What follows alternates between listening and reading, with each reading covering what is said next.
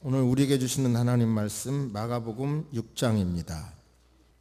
1절부터 예수께서 거기를 떠나사 고향으로 가시니 제자들도 따르니라.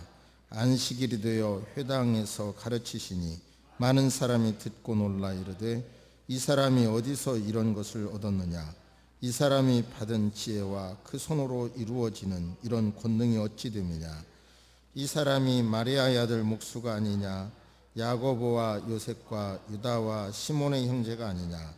그 너희들이 우리와 함께 여기 있지 아니하냐 하고 예수를 배척한지라. 예수께서 그들에게 이르시되 선지자가 자기 고향과 자기 친척과 자기 집 위에서는 존경을 받지 못함이 없느니라 하시며 거기서는 아무 권능도 행하실 수 없어 다만 소수의 병자에게 안수하여 고치실 뿐이었고 그들이 믿지 않음을 이상히 여기셨더라. 이에 모든 촌에 두루 다니시며 가르치시더라. 아멘. 마가복음의 중심 주제는 예수 그리스도는 누구인가입니다.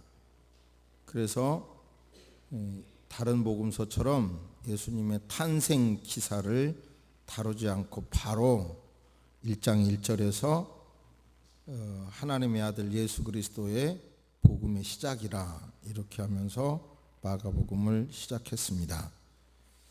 예수 그리스도를 통해서 이제 하나님의 나라가 어떻게 확장되었고 또 확장되어야 하는가에 대해서 오늘 본문을 통해서 하나님의 음성을 듣게 되기를 바랍니다. 하나님께서 창조하신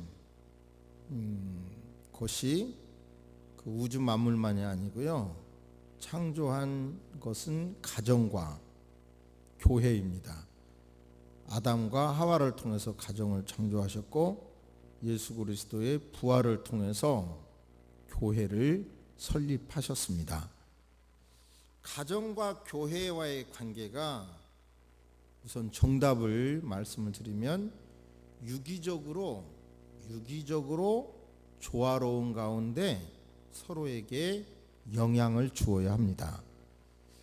그런데 가정과 신앙 공동체의 신앙과의 유기적인 관계는 주어야 하지만 우선순위는 분명히 있어야 합니다.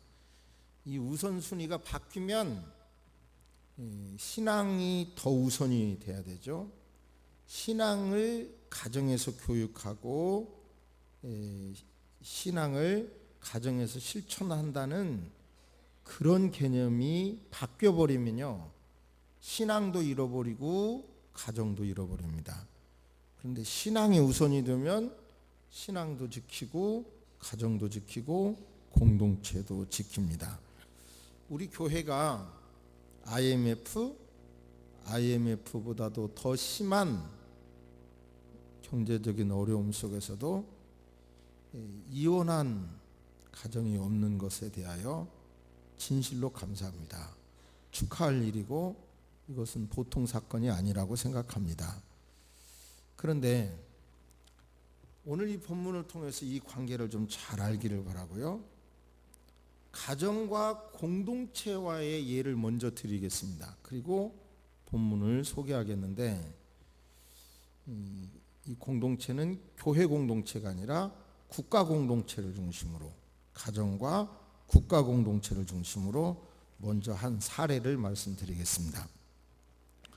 재벌이라고 하는 말이요, 우리나라에만 있는 단어라고 하더군요. 깜짝 놀랐어요. 영어로 보니까 패밀리 원드 코퍼레이션 이렇게 되어 있더라고요. 그러니까 이걸 번역을 해보면 가족이 소유한 기업. 그러니까 재벌이라는 개념을 외국인들은 선뜻 이해를 못한다 그래요. 그런데 재벌이라고 하는 내용이 가족이 소유한 기업이라는 건데 우리나라의 발전, 세계 역사에서 가장 빠르게 발전한 나라죠, 우리나라가. 그런데 이렇게 발전하는 데는 재벌이 미친 영향력이 대단하지요. 긍정적인 효과가 그 창업자들의 그 그 불굴의 정신, 적극적인 생각, 정말 대단하죠. 그런데 최근에는 이 재벌이 더 이제 늘어가는데요. 2015년 현재 재벌이 66개 업종을 하고 있다고 그러는데, 재벌이라 하면 자산이 5조 원을 두고 한다면 우리나라에 41개가 있다고 합니다. 2005년에 우리나라 GDP의 50%가 재벌이 차지했는데요. 2015년 금년에는 깜짝 놀랐어요. 이게 맞나 의심스러울 정도인데요. 98.64%를 차지합니다. 우리나라 GDP의 98.64%. 그 중에서 5대 기업이 차지하는 비율이 또 69.80%더라고요. 그러니까 왜 이렇게 재벌이 확장되는가 보니까 쉽게 제가 이마트에서 일하는 분의 얘기를 듣고 처음으로 공감했는데요. 이마트에 예를 들어 피자를 납품하잖아요. 전국의 이마트에. 이건 엄청난 거잖아요. 그러면은 재벌 기업의 자녀가 자녀 이름으로 회사를 설립을 하고 그 회사가 전국의 마트에 납품한다는 거예요. 앉아서 돈 버는 거죠. 앉아서. 저는 주식이 한 주도 없습니다만은 주식에 성공한 분의 노하우를 읽었는데, 재벌의 오너 중에서 자녀가 생기거나 연로하면 그의 자녀 가운데 비상장 기업을 찾아서 투자하면 100% 돈을 벌었다는 거야. 그분은. 왜냐하면 어느 순간에 재벌 기업이 그 비상장을 통해서 지금 말씀한 것처럼 그렇게 키워가지고 몸 불리기위해서 그렇게 하는 것을 알기 때문에 그렇게 투자해서 성공한 적이 실패한 적이 없다는 건데요. 그러니까 우리나라는 재벌이 만든 아파트에서 재벌이 만든 자동차를 타고 재벌이 만든 화장품, 재벌 기업에서 만드는 옷을 입고 재벌 기업에서 운영하는 극장에 가고 식당에까지 가는 거죠.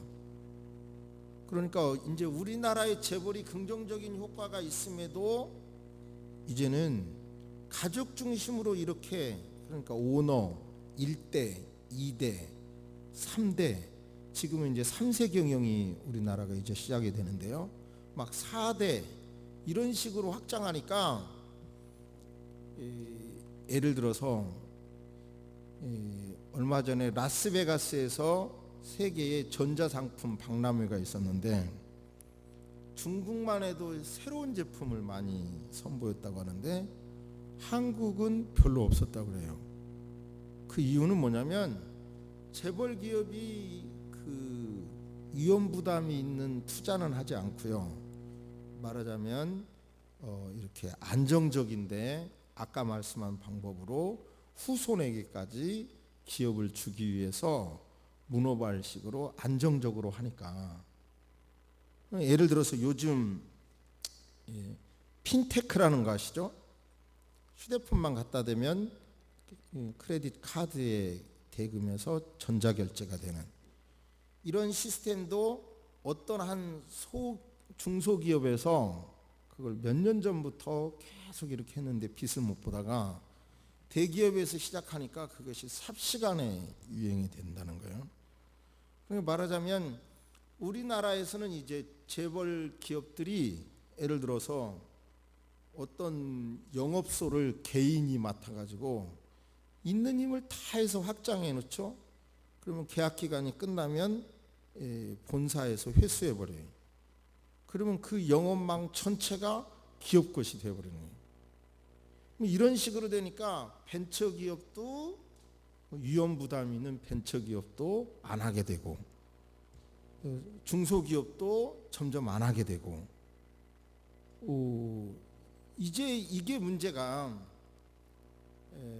예를 들어서요, 우리가 휴대폰 그러면 모토로라 뭐 이런 거가 세계적인 제품이었잖아요. 그런데 지금은 뭐예요? 애플 사거가 세계에서 가장 많이 팔리죠. 삼성사나. 근데 그거가 참 기가 막히더라고요. 어느 한 중소기업에서 그 휴대폰 프로그램을 삼성에 팔라고 그랬는데 삼성에서는 그걸 안 받아들이니까 그걸 애플사에 팔았고 애플사는 정당한 돈을 주어서 샀고 그걸 기반으로 삽시간에 휴대폰 시장을 점령했다고 그래요. 그리고 한국은 그 기업에 지금 현재 로열티를 주고 있고, 그러니까 지금 이런 방법을 가다가는 이스라엘 나라도 우리나라처럼 재벌 기업의 영향력이 큰데요. 그런데 이렇게 계속 나가면 국가 전체가 큰 위기가 되겠다는 것을 깨닫고요. 그리고 이스라엘에서도 인구 10%가 물가가 너무 비싸다 막 이런 데모를 텐트 치고 데모한 적이 있는데요. 그러니까 재벌에서 하니까 너무 비싸다는 거예요. 그러니까 깜짝 또 놀랐어요. 이스라엘 의회에서 만장일치로 재벌 기업이 1세대에서 2세대까지만 이렇게 연결되는 걸 허락하고요. 그 나머지는 허락하지 않기로 법으로 만장일치로 했대네요. 그러니까 이제 가족 중심이 굉장한 힘이 있죠. 우리가 타고난 사랑도 있고 하니까. 그런데 이것을 지나치게 선을 넘어가 버려서 우리나라 재벌 기업처럼 1세대, 2세대, 3세대, 4세대까지 이렇게 문어발로 확장이 되고, 그래서 다른 중소기업이나 벤처나 이런 것이 일어나지 못하도록 막아버리면 전문가들은 나라가 망한다는 거예요. 그걸 이스라엘은 깨닫고 2013년에 법으로 제재하는 걸 만들었더라고요. 자, 이제 생각해 보세요. 긍정적인 효과가 있지만 얼마나 많은 우리나라가 그 재벌의 영향이 큰가. 근데 그 재벌도 들어가 보니까 가족 중심이라는 거죠. 그럼 이것을 벗어나지 못하면 이제 진짜 대한민국도 이제 새로운 경쟁력 있는 제품을 만들 수 있는, 죽으라고 투자해봐야 재벌에게 먹혀버리니까요. 만들라는 사람이 없다는 거죠. 그러니까 그것은 곧 그 재벌 기업뿐만 아니라 국가 전체에 커다란 위기로 다가온다는 거죠. 조금 관계를 다른 각도에서 말씀을 드렸는데, 신앙도 마찬가지예요. 하나님이 가정과 교회를 만드셨는데요, 바로 유기적인 관계가 이루어져야 되는데, 신앙생활을 한다고 하면서도 가족이라는 틀 내서 벗어나지 못하면 가정을, 신앙생활을 실천하고 사랑을 섬기는 그 장소로 여기지 않고 오히려 신앙보다 가족을 더 조금이라도 우선하는 순간 가정도 잃어버리고 신앙도 잃어버린다는 겁니다. 이것이 물론 제가 어떤 철학으로 목회를 하고 있는지 아시니까 한 분도 오해가 없으리라고 생각하고요. 이 원리가 성경 안에서 얼마나 명확하게 증거되고 있는지 본문에서 깨달으시기를 주의 이름으로 축복합니다. 그 유명한 마가복음 6장에서는 예수님이 고향에서 배척받은 사건, 그리고 둘씩 짝지어서 전도 보낸 사건, 그리고 세례 요한이 죽는 사건, 그리고 오병이어의 역사가 일어난 사건들이 있는데요, 이것이 토막토막된 사건이 아니라 연결된 사건이에요. 그러니까 이제 모르면 용감할 수 있는데, 저처럼 나름대로 법을 공부하고 설교학을 공부한 사람 입장에서는 어떤 걸 하나 해석해내는 게 굉장히 어렵습니다. 본문에 명확한 근거가 있어야 되기 때문에. 그런데 지금 말씀드린 대로 이 사건이 연결되는 사건이다, 이거 하나를 찾아내기 위해서 사실 일주일 동안 굉장히 많은 씨름을 했어요. 그리고 쉽게 연결됐다라고 하는 의미로 본문에 근거해서 설교하게 될 터인데 여러분에게 주시는 하나님의 음성을 들으시기를 주의 이름으로 축복합니다. 아멘.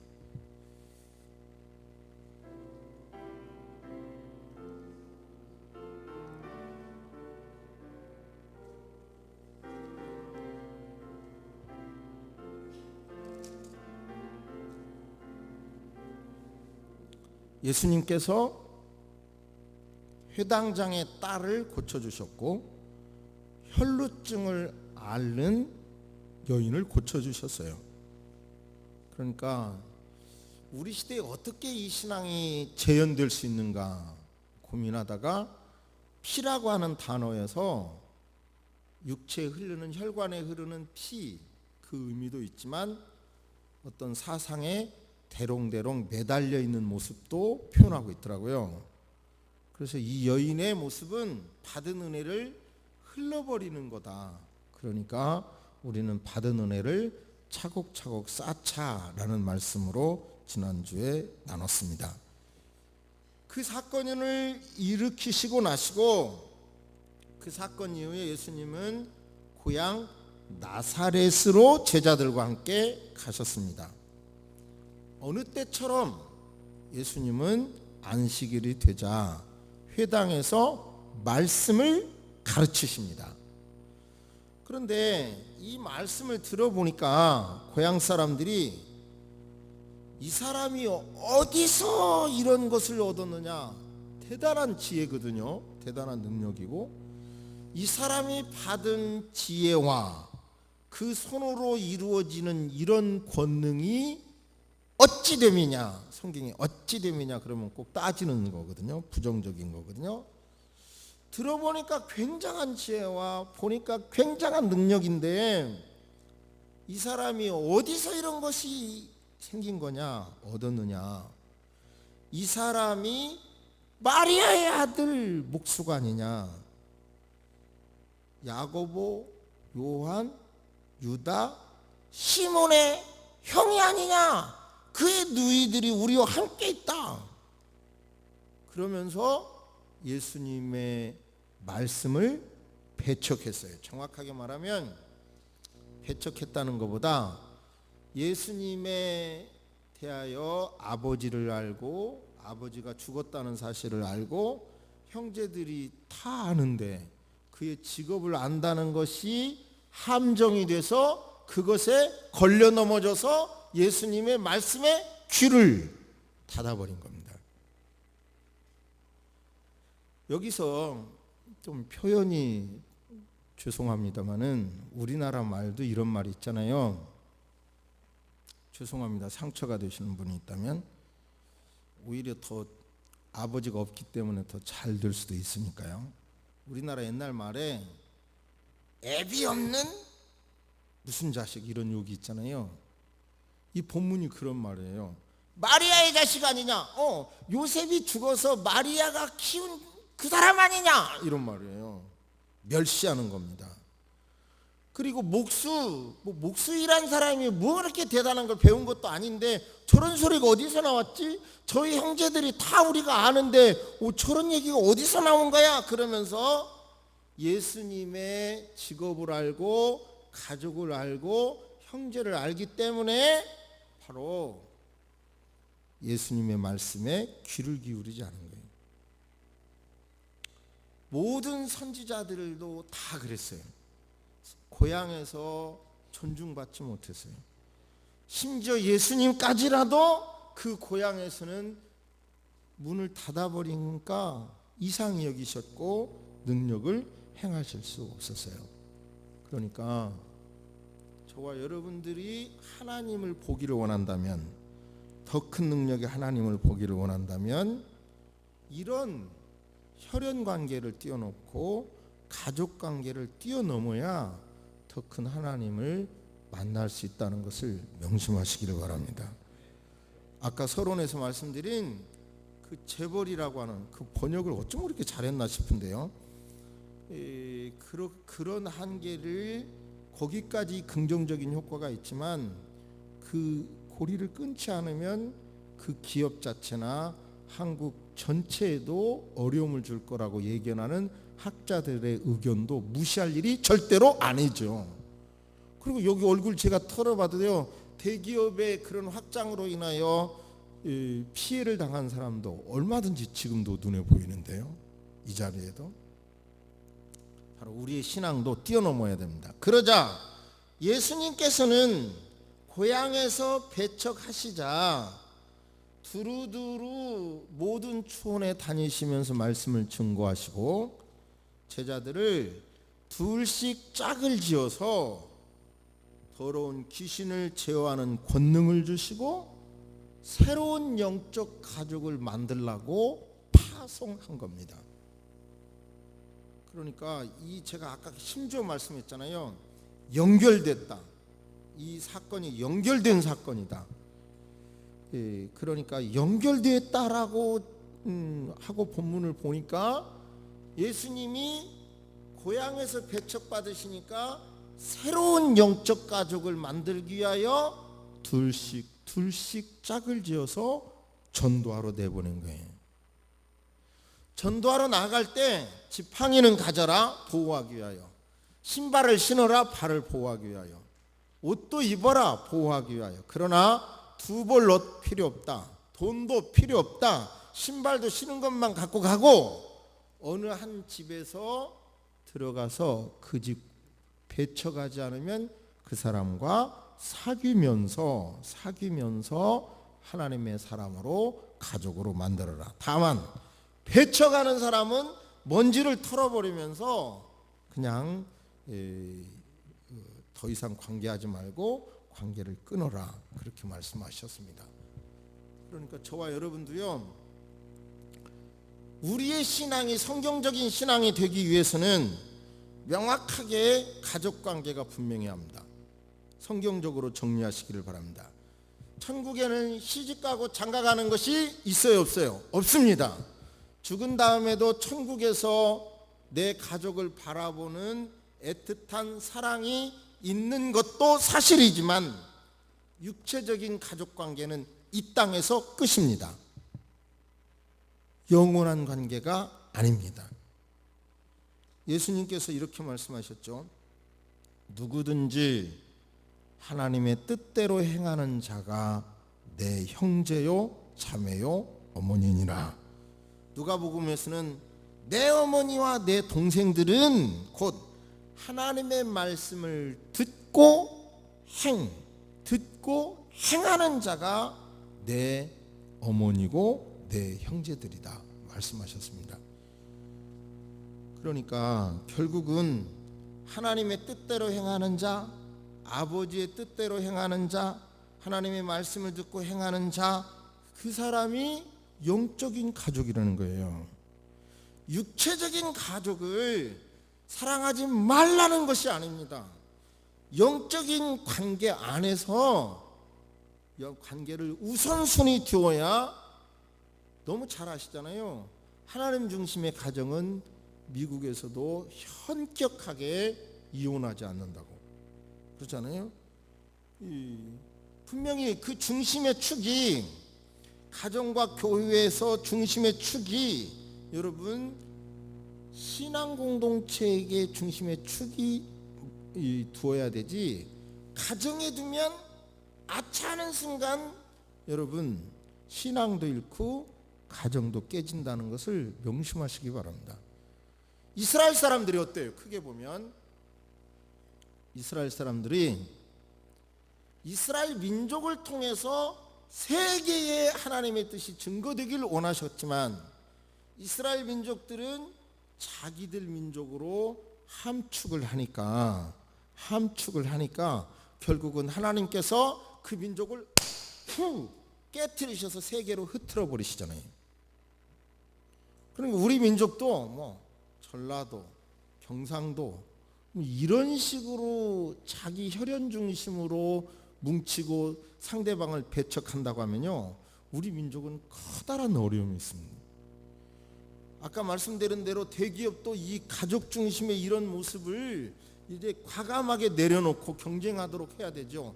그런 구조를 깨트리지 않는다면 어려움을 당한다는 전문가의 얘기가 저는 너무 가슴에 확 와닿더라고요. 교회 안에서 제가 더러 이제 상담을 하잖아요. 교회 분쟁에 대형 교회는 좀 안 그런데 작은 교회는 많은 경우가 뭐가 되냐면요, 바로 맨 처음에는 가족이 은혜를 받아서 교회에서 충성하다가 은혜를 받다가 뭔가 가족 중에 한 명이 교회하고 등을 지면 똘똘 뭉쳐서 교회를 회파하는 사건이 너무 많아요. 너무너무 많아요. 이건 뭐예요? 지금 신앙을 뛰어넘지 못하는 거죠. 그냥 혈족에 머무르는 거죠. 그런 경우 예수님이 나타나셔도 그 능력이 나타날 수가 없다는 거죠. 저와 여러분들은 가족 안에서 함께 신앙생활을 해도 하나님의 뜻 중심으로 명확하게 해석하고 명확하게 대체를 세우고 그렇게 하시기를 주의 이름으로 축복합니다. 옳고 그름을 떠나서 그냥 가족이니까 무조건 그 말을 지지하고 이러다가 보면 교회가 하나님의 나라가 아니라 마귀 잔치상이 되어버린다는 겁니다. 그래서 예수님께서는 지금 이 혈족 문제로 인하여 배척하니까, 모든 선지자를 배척했듯이 예수님도 배척하니까 영적인 가족을 만들기 위하여 전도하러 내보낸 겁니다. 여러분의 마음속에 정말 금을 찾아서 멕시코를 간 사람은 모든 걸 얻지도 못하지만 신앙 때문에 신대륙을 찾아간 사람은 모든 걸 얻었다는 거 너무나 잘 알지 않습니까? 우리의 중심 속에 하나님의 사랑, 하나님의 말씀을 가정 안에서 실천해 보겠다고 할 때는 여러분이요, 갈수록 어떤 따뜻함을 느끼고 가정의 온기를 유지할 수 있지만요, 그 중심축이 나로 옮겨와 버리세요. 교회보다는 내 가정, 또 내 가정 안에서는 내 식구보다 나 중심축이 이렇게 가다가 보면 어느 순간에 와르르 무너져 버린다는 것을 여러분 이치적으로 분명히 깨달으시기를 바랍니다. 그러니까 하나님 중심으로 뭔가를 붙잡으려고 해야 이 창조의 원리가 가정이 더 활성화되고 그 가족을 통해서 하나님의 나라가 이루어지고 사랑이 유지가 되고 그런다는 사실을 여러분 명심하시기를 바랍니다. 확실히 깨달으시기를 바랍니다. 그런데 우리 교회가 굉장히 가정을 헌신적으로 섬겨라 하는 것을 하니까 너무 그것이 문화가 너무 무서울 정도로 잘 정착이 됐어요. 그게 성경의 뜻이에요. 그리고 제가 청년 시절에 신앙생활을 하면서 보니까 교회에서 열심히 있는 사람이 막 가정에서 너무 가정생활을 제대로 못하고 있고 문제가 많고, 그래서 이게 아니구나, 그걸 내가 깨달아서 성경의 뜻을 연구해보고 이렇게 목회하는 건데, 그러나 문제는 가정을 잘 섬기기를 바랍니다마는 그 안에서 하나님의 뜻과 충돌이 될 때는 이것을 가정에서 설득하고 이렇게 할 수가 있어야 되죠. 우선순위가 바뀌어버리면 굉장히 문제가 된다는 걸 정말 곰곰이 생각해 보시기를 바랍니다. 구체적으로 어떻게 적용할 것인지 한번 생각해 보시기를 바랍니다.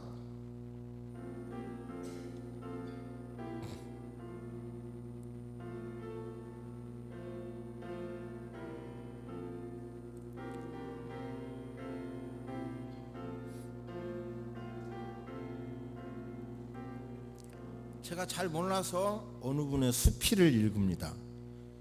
어느 분이 자기 고향 집에 갔더니 과일나무에서 다른 집은 맛있는 탐스러운 과일이 열리는데 너무 과일이 안 열린 거예요. 작고 맛도 없고 볼품이 없고. 그래 보니까 젖붙임을, 과일나무는 젖붙이기가 중요한데 그것을 하지 않아서였습니다. 어느 정도 자랐을 때 과감하게 밑둥을 잘라내고 품종이 좋은 놈으로 이어붙이는 것인데 참 그것이 쉽지 않은 결정입니다. 탁 잘라내는 것이, 잘하고 있는 것을 잘라내야 하는 거니까요. 하지만 그 심약한 결정을 하지 못했기 때문에 저희 집 과일나무는 볼품없는 열매가 열렸죠. 어떤 것이든지 씨를 뿌리면 자랍니다. 하지만 좋은 품종을 위해서는 허리를 싹둑 잘라내는 과감한 결정과 시련도 주어야 합니다.